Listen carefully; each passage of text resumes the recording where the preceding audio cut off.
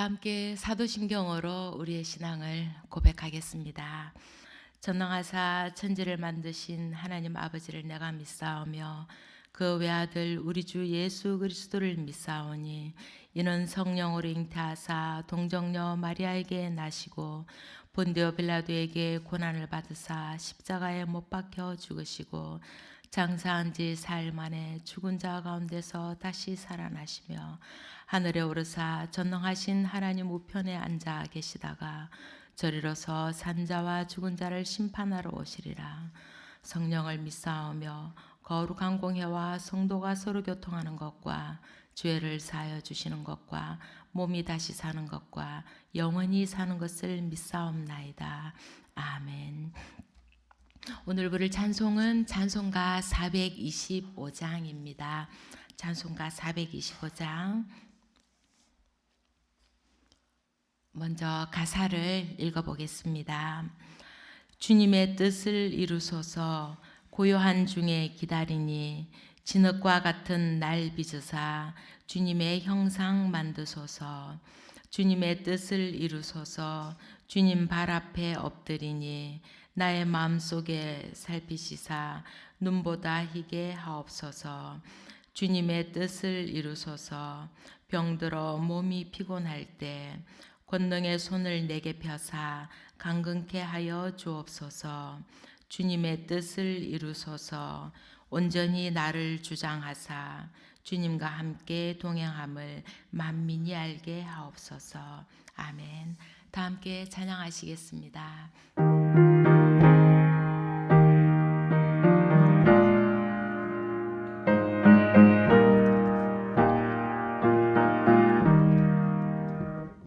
주님의 뜻을 이루소서 고요한 중에 기다리니 진흙과 같은 날 빚으사 주님의 형상 만드소서. 주님의 뜻을 이루소서 주님 발 앞에 엎드리니 나의 맘속을 살피시사 눈보다 희게 하옵소서. 주님의 뜻을 이루소서 병들어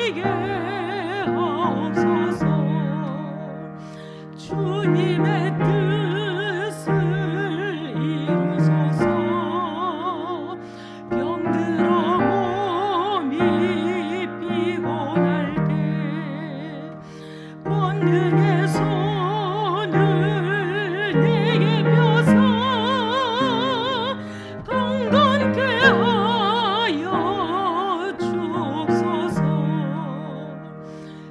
주님의 뜻을 이루소서 온전히 나를 주장하사 주님과 함께 동행함을 만민이 알게 하옵소서.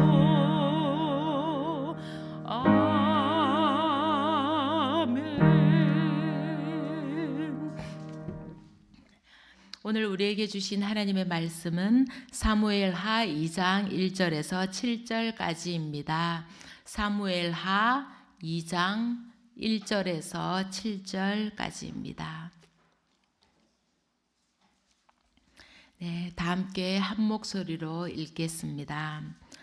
그 후에 다윗이 여호와께 여쭈어 아뢰되 내가 유다 한 성읍으로 올라가리이까 여호와께서 이르시되 올라가라. 다윗이 아뢰되 어디로 가리이까 이르시되 헤브론으로 갈지니라. 다윗이 그의 두 아내 이스라엘 여인 아히노함과 갈멜 사람 나발의 아내였던 아비가일을 데리고 그리로 올라갈 때에 또 자기와 함께한 추종자들과 그들의 가족들을 다윗이 다 데리고 올라가서 헤브론 각 성읍에 살게 하니라. 유다 사람들이 와서 거기서 다윗에게 기름을 부어 유다 족속의 왕으로 삼았더라. 어떤 사람이 다윗에게 말하여 이르되 사울을 장사한 사람은 길앗 야베스 사람들이니이다 하매 다윗이 길앗 야베스 사람들에게 전령들을 보내 그들에게 이르되 너희가 너희 주 사울에게 이처럼 은혜를 베풀어 그를 장사하였으니 여호와께 복을 받을지어다. 너희가 이 일을 하였으니 이제 여호와께서 은혜와 진리로 너희에게 베푸시기를 원하고 나도 이 선한 일을 너희에게 갚으리니 이제 너희는 손을 강하게 하고 담대히 할지어다. 너희 주 사울이 죽었고 또 유다 족속이 내게 기름을 부어 그들의 왕으로 삼았음이니라 하니라. 아멘. 어제까지 시편을 마무리하였고 오늘부터는 사무엘 하를 통독하게 됩니다. 사무엘 하 1장에서 다윗은 사울과 요나단의 죽음을 보고받고 그들에 대한 조가를 지어 부릅니다.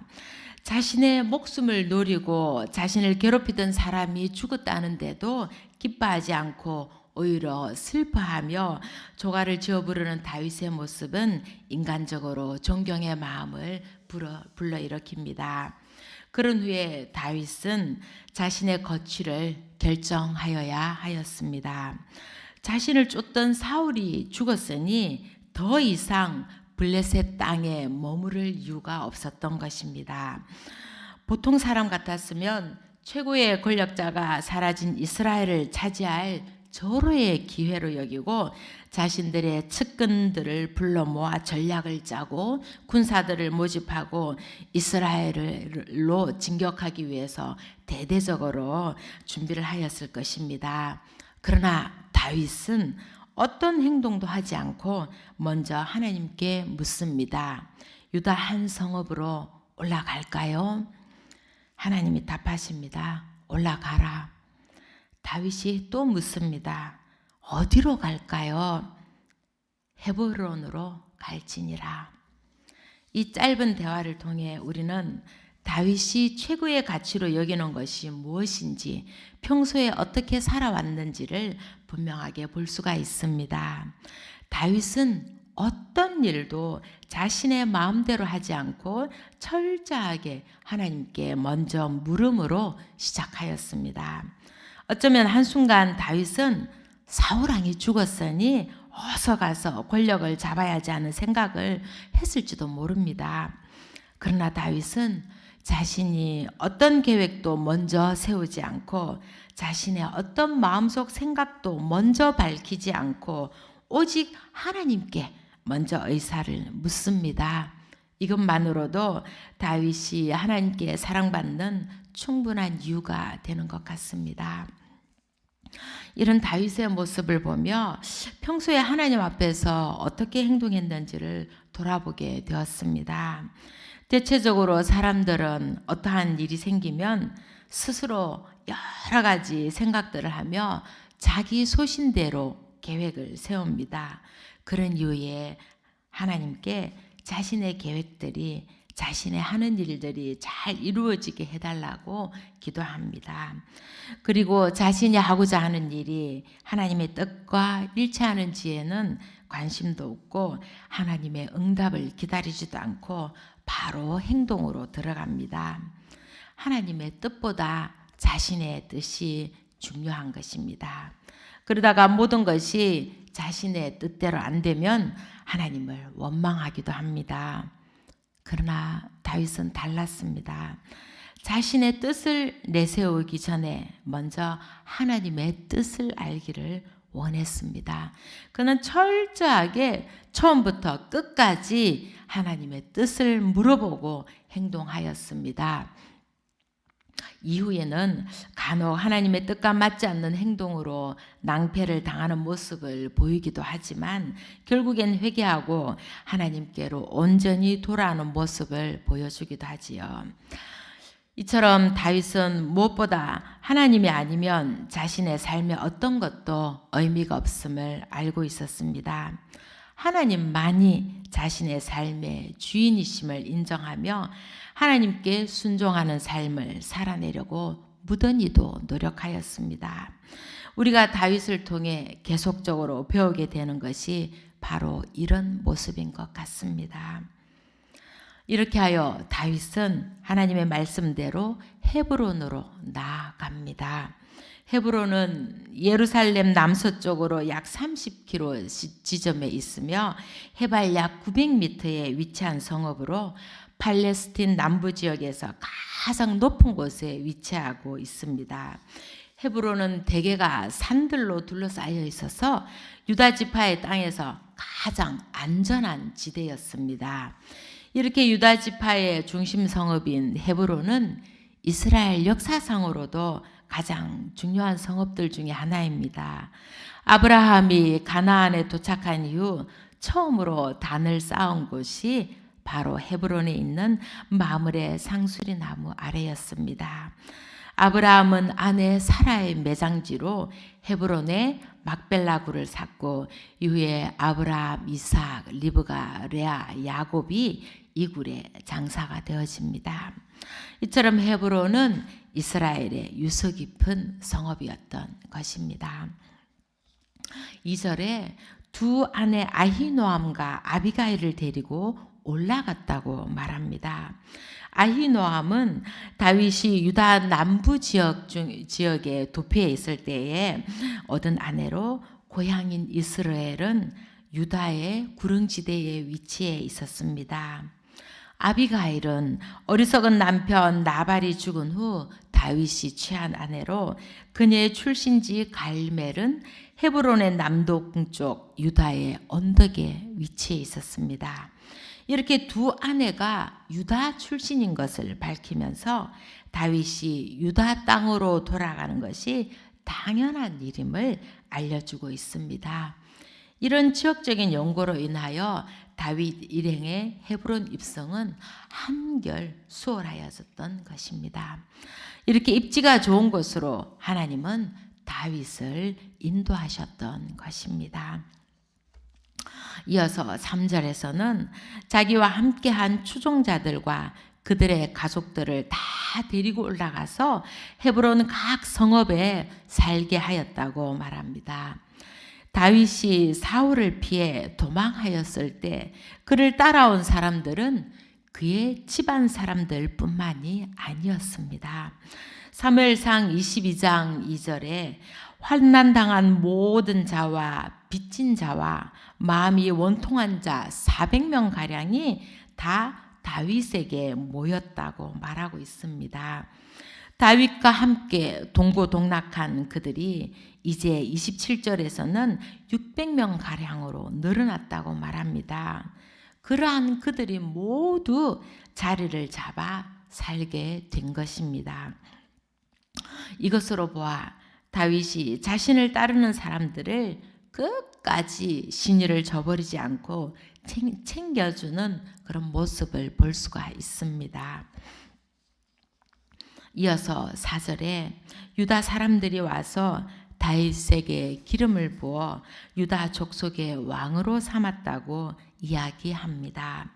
다윗은 이미 15년 전에 사울이 아직 이스라엘 왕으로 있을 때에 사무엘에 의해 사울을 대신할 이스라엘의 왕으로 기름 부음을 받았습니다. 이후에 다윗은 사울의 시기와 미움으로 오랜 세월 동안 박해를 받고 고국을 떠나 망명 생활을 하여야 했습니다. 이제 다윗은 고국으로 돌아와 유다 지파의 왕으로서 기름 부음을 받게 된 것입니다. 과거 사무엘이 다윗을 왕으로 기름 부은 것이 비로소 사람들 사이에서 공식적으로 실현이 된 것입니다. 이후에 다윗은 이스라엘 전체의 왕으로서 한 번 더 기름 부음을 받게 될 것입니다. 여기서 지금 다윗을 찾아온 사람들은 아마도 유다의 장로들이었을 것입니다. 사무엘상 30장에는 다윗이 시글락에 머물 때 아말렉과의 전투에서 승리한 후 탈취한 전리품들을 헤브론을 비롯한 유다의 장로들에게 보냈다는 이야기가 나옵니다.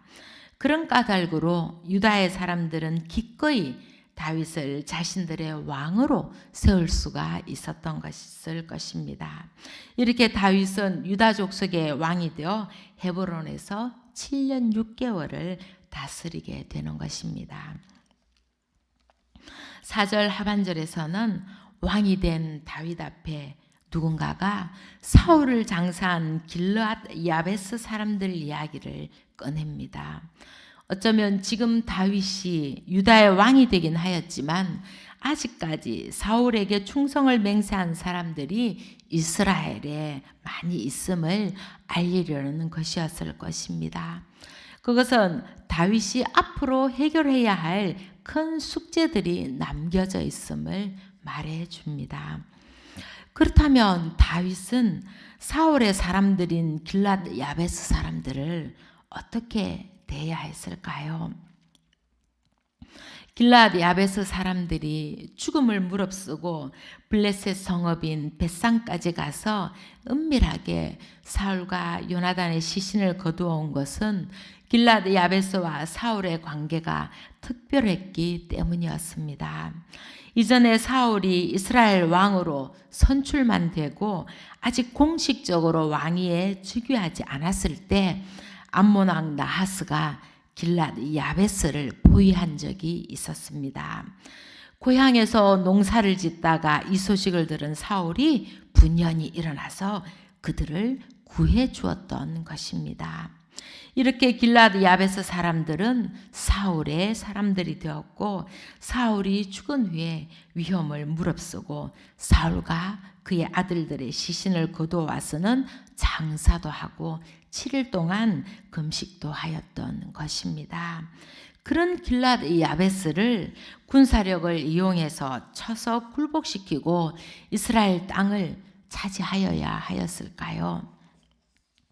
그런데 다윗은 길앗 야베스 사람들의 사울에 대한 충성심을 알고도 그들을 배척하지 않고 최선을 다해 그들을 껴안고자 합니다. 이전에 사울 왕이 살아있을 때 다윗에게는 사울을 직접적으로 해치울 수 있는 기회가 2번이나 있었습니다. 그러나 다윗은 하나님께 기름 부음 받은 자를 해칠 수 없다며 사울에게 손끝 하나 건드리지 않았습니다. 그래서 지금도 그런 사울을 장사한 길앗 야베스 사람들의 행동이 하나님께 복을 받을 만한 지극히 당연한 행동이었음을 5절에서 말해주고 있는 것입니다. 다윗은 그들의 행동에 대해 하나님께서 은혜와 진리로 베풀어 주시길 원하며 자신 또한 그들의 그런 선한 일을 갚아줄 것이라고 전합니다. 사울에게 행한 선한 일을 사울의 계성자인 다윗 자신이 보상해 주겠다는 것입니다. 그리하여 7절에서 다윗은 이제 너희는 손을 강하게 하고 담대히 할지어다 라고 말하고 있습니다.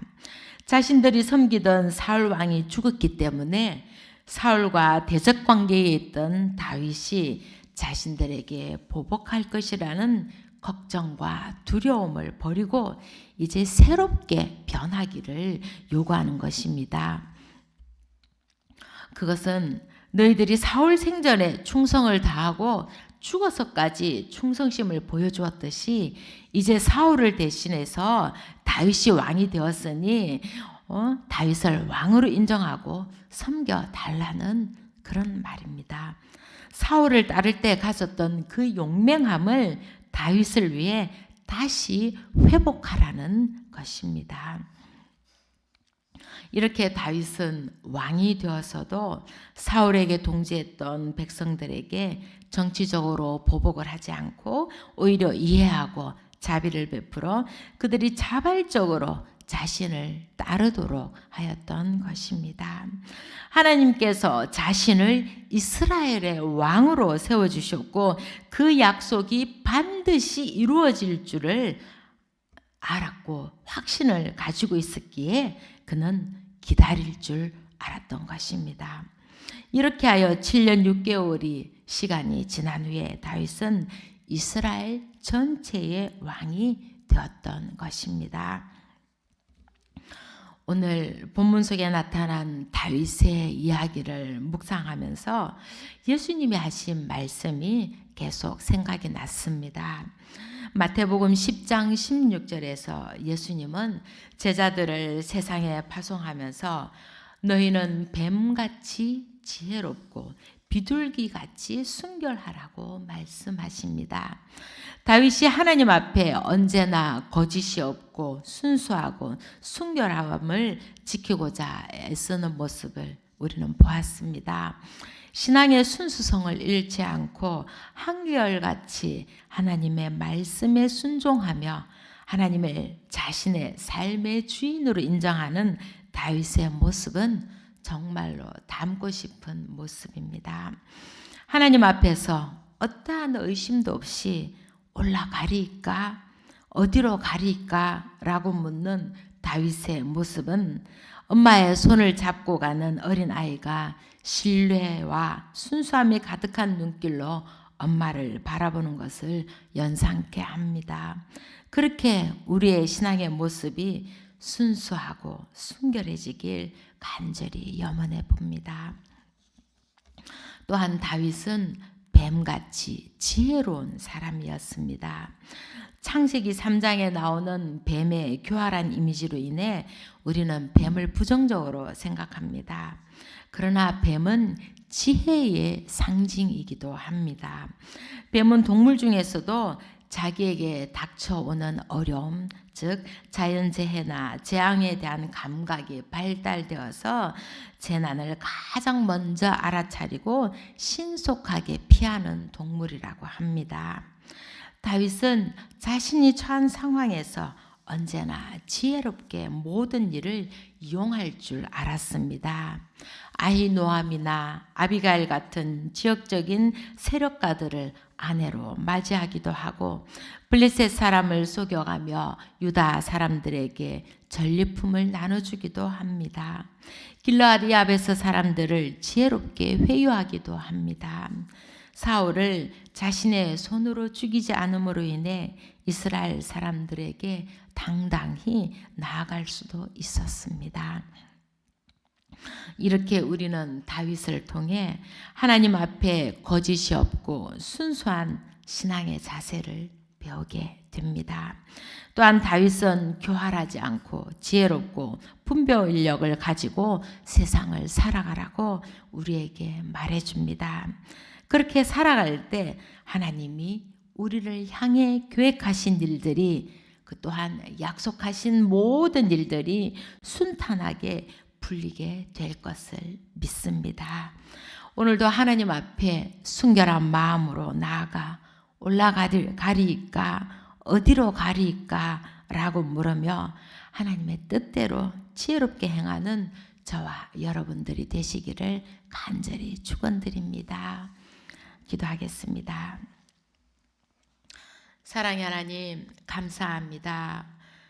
계절의 여왕이라고 하는 5월의 하루를 시작하게 하시고 하나님을 예배하게 하시니 감사합니다. 오늘도 하나님께 순전한 마음으로 나아가게 하시고 하나님의 말씀에 귀 기울이게 하시고 말씀대로 살아가는 하나님의 자녀가 되게 하여 주옵소서. 다윗처럼 언제나 이 삶의 중심에 하나님을 모시고 살아가길 원합니다. 하나님이 가라시면 가고 멈추라 하시면 멈추고 어디로 가라 하면 반드시 그곳으로 가는 저희가 되게 하여 주옵소서. 그래서 우리의 삶이 온전히 주님이 원하시는 삶이 되게 하시고 주님 앞에 부끄러움이 없는 삶이 되게 하여 주옵소서. 주님이 원하시는 대로 살아갈 때 우리의 삶이 형통함을 믿습니다. 우리가 주님을 향해 있을 때 우리는 가장 행복합니다. 그렇게 우리 모두가 주님 안에서 기쁘게 행복하게 살아가길 원합니다. 그러나 때로 우리의 뜻을 먼저 내세우고 우리의 마음대로 달려가고 싶을 때도 있습니다. 그리하여 우리가 낭망하게 될 때도 주님은 우리의 손을 잡고 계심을 믿습니다. 감사합니다.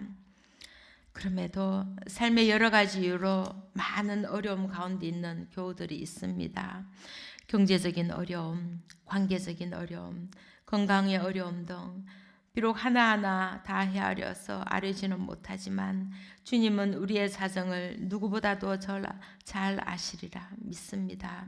그러하오니 우리를 불쌍히 여기시고 자비를 베풀어 주옵소서. 주님의 은혜로 우리를 품어 주옵소서. 값없이 주시는 그 은혜에 감사하며 이 모든 말씀 우리 주 예수 그리스도의 이름으로 간절히 기도하옵나이다. 아멘. 하늘에 계신 우리 아버지여, 이름이 거룩히 여김을 받으시오며 나라에 임하옵시며 뜻이 하늘에서 이룬 것 같이 땅에서도 이루어지이다. 오늘날 우리에게 일용할 양식을 주옵시고 우리가 우리에게 죄 지은 자를 사하여 준 것 같이 우리 죄를 사하여 주옵시고 우리를 시험에 들게 하지 마옵시고 다만 악에서 구하옵소서. 대개 나라와 권세와 영광이 아버지께 영원히 있사옵나이다. 아멘.